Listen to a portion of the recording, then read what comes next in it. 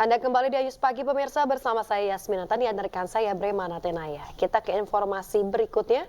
Guna mencegah kembali masuknya para pengungsi Rohingya ke Indonesia, Badan Keamanan Laut atau Bakamla RI mengerahkan 1 unit kapal KN Marore bersama personil TNI Angkatan Laut dan juga kepolisian di perairan Aceh. Dalam upacara peringatan Hari Ulang Tahun Bakamla ke-18 yang digelar di Taman Proklamasi Menteng, Jakarta Pusat ini, pemirsa, Kepala Bakamla RI, Laksdia TNI Irfan Syah mengungkapkan, Bakamla RI berupaya keras untuk mewujudkan kondisi laut yang bebas dari segala bentuk pelanggaran hukum dan memberikan rasa aman bagi pengguna laut. Di tahun 2023, Bakamla telah melakukan patroli nasional dan berhasil menggagalkan penyelundupan narkoba, illegal mining, illegal oil, serta menggagalkan penyelundupan pekerja migran. Bakamla RI juga mengerahkan 1 unit kapal KN Marore bersama dengan personil TNI Angkatan Laut dan juga kepolisian di perairan Aceh guna mencegah kembali masuknya para pengungsi ataupun imigran Rohingya ke Indonesia. Melaksanakan operasi, kita sudah berkoordinasi dengan TNI Angkatan Laut, instansi lain, dengan Menko Polhukam juga, dengan Ibu Menlu juga kita sudah berkoordinasi. Selanjutnya mudah-mudahan kita mohon doa dan dukungan seluruh masyarakat Indonesia. Kami pasti selalu berusaha untuk memberikan keamanan laut, terutama di Aceh. Pemirsa, keberadaan 1.600 lebih etnis Rohingya yang ada di Aceh memunculkan pro dan kontra di masyarakat. Sebagian masyarakat menilai etnis Rohingya hanya menjadi beban negara, sementara sebagian lainnya turut peduli atas dasar kemanusiaan.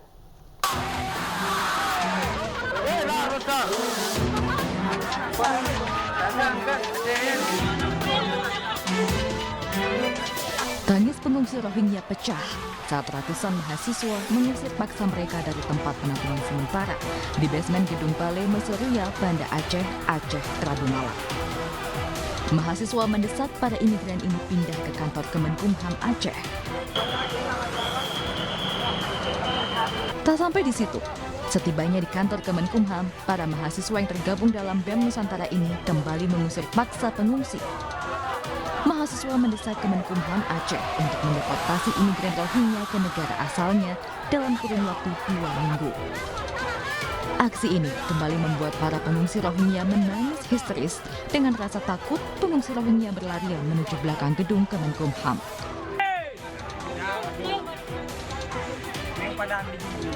Sebelumnya, ratusan warga juga pernah mendatangi lokasi penampungan pengungsi Rohingya di Desa Kulam, Kabupaten Pidi, Aceh.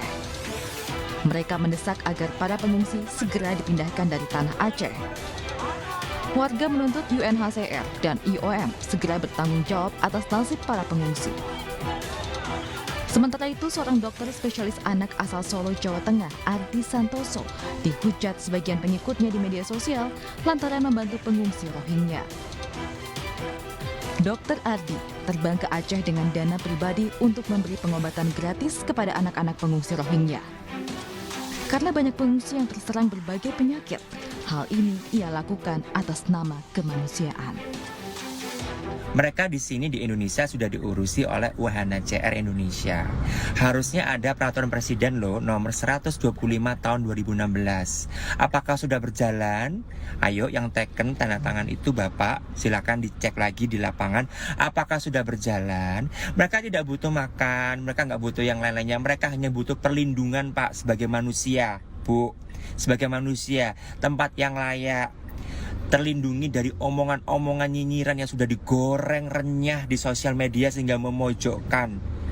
Kalau seumpamanya Bapak Ibu semuanya punya rasa manusia, bagian mana manusia ya, itu harusnya meredamkan suasana, meluruskan, nggak tambah malah memanaskan ini hoax-hoax yang beredar.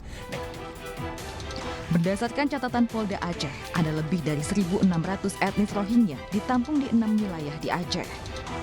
Mereka adalah korban kekerasan dan diskriminasi di Myanmar yang terpaksa melarikan diri ke sejumlah negara di Asia Tenggara untuk mencari perlindungan. Menko Polhukam Mahfud MD menyebut pemerintah Indonesia menampung pengungsi Rohingya untuk sementara waktu berdasarkan prinsip kemanusiaan. Selanjutnya, urusan ini diserahkan kepada Perserikatan Bangsa-Bangsa. Tim Liputan iNews melaporkan.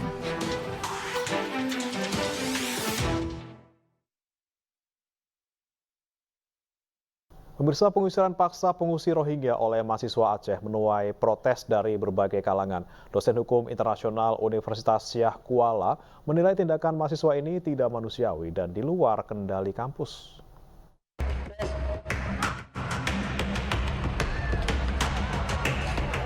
Aksi para mahasiswa dari sejumlah kampus swasta di Banda Aceh yang mengusir paksa 125 pengungsi Muslim Rohingya dari Balai Mesraya Aceh menuai kecaman dari berbagai pihak. Para mahasiswa yang dilaporkan tergabung dalam BEM Nusantara dinilai melanggar etika dan di luar kendali kampus, sehingga pimpinan kampus harus melakukan evaluasi. Aksi brutal pada hari Kamis hanya dilakukan sejumlah mahasiswa yang termakan isu.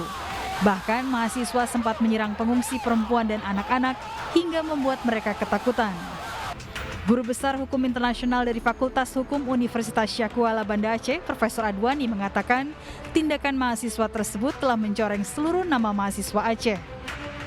Sikap mahasiswa dah terlalu. Bahkan dalam di video itu telah berhasil mengusir mereka itu bawa naik ke truk kemudian bawa kapal, mereka berjoget-joget. Enggak ada nilai budaya kita ini. Melanggar nilai etika dan budaya Aceh. Dan joget dari mana itu? Enggak ada kan? Ini aneh juga. Barangkali kita nggak tahu juga nih. Ada pihak lain di belakang ini. Kita nggak tahu. Karena ini cuma coreng. Dan nama mahasiswa Aceh. Dua Aceh. Yang menindak mungkin 2-3 entitas. Ini mengatasnamakan mahasiswa Aceh. Unsiah buat tercoreng. Saat ini 125 pengungsi Rohingya kembali ditempatkan di Balai Mesraya Aceh setelah dibawa ke kantor Kemenkumham Aceh. Mereka kemudian ditempatkan di lokasi parkir hingga malam. Para pengungsi masih dikerumuni oleh mahasiswa dan akhirnya diantar kembali ke balai untuk beristirahat.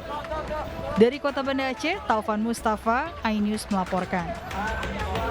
Kita ke informasi lainnya, pemirsa. Jelang libur panjang tahun baru 2024, arus lalu lintas di tol Cipularang, Purwakarta, Jawa Barat terpantau ramai.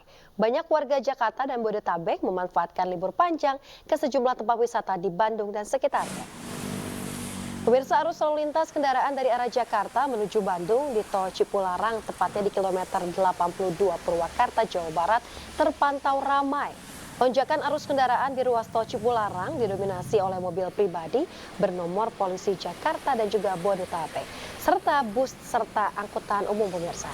Pergantian tahun yang bersamaan dengan akhir pekan pada Sabtu besok tampaknya dimanfaatkan warga untuk mudik ke kampung halaman dan juga berlibur ke sejumlah tempat wisata di Bandung dan sekitarnya. Sementara arus kendaraan dari arah sebaliknya, yakni dari arah Bandung menuju Jakarta, relatif normal.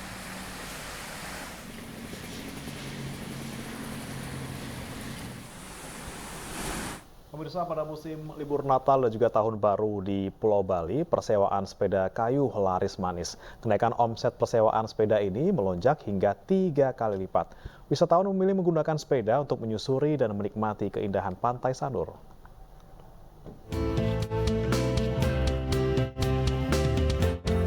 Keindahan Pulau Bali seolah tiada habisnya. Tapi tahukah Anda cara lain menikmati keindahan pantai di Bali? Seperti yang ada di Pantai Sanur ini. Bersantai di tepi pantai ataupun berjalan-jalan menyusuri pantai terbilang biasa. Anda patut mencoba menikmati keindahan Pantai Sanur dengan bersepeda. Ya, sepeda kayu menjadi salah satu favorit wisatawan. Tak hanya memberi pengalaman baru menikmati kawasan Sanur, bersepeda juga menyehatkan. Kita nyewa sepeda buat keliling naik sepeda muterin dari Pantai Sanur ini. Terus gimana tuh tadi sepanjang perjalanan? Asik, seru, menyenangkan juga kok pasti. Tadi niatnya mau olahraga, cuman kayak sepeda lebih menyenangkan. Niatnya mau lari tadi. Untuk naik sepeda jujur ini baru pertama kali ke Pantai Sanur, karena biasa kita stay-nya di daerah barat. Kiri ya, barat. Arah-arah Canggu. Enjoy. Worth it ya, olahraga dikit. Wisata sepeda di Pantai Sanur ini tergolong murah. Sewa satu unit sepeda dibanderol Rp15.000 saja untuk 2 jam. Selama musim liburan Natal dan Tahun Baru, persewaan sepeda kayu di kawasan Pantai Sanur dan Pasar Bali laris manis. Ya, sebenarnya ada peningkatan Pak, karena pas benar-benar libur, mau tahun baru Natal, tahun baru ini, ya agak lumayan lah pengunjungnya gitu. Ya, kalau sepedanya kan kita 20. Kalau liburan bisa? Kalau liburan bisa ya. Berapa kali? Sampai 50-an lah.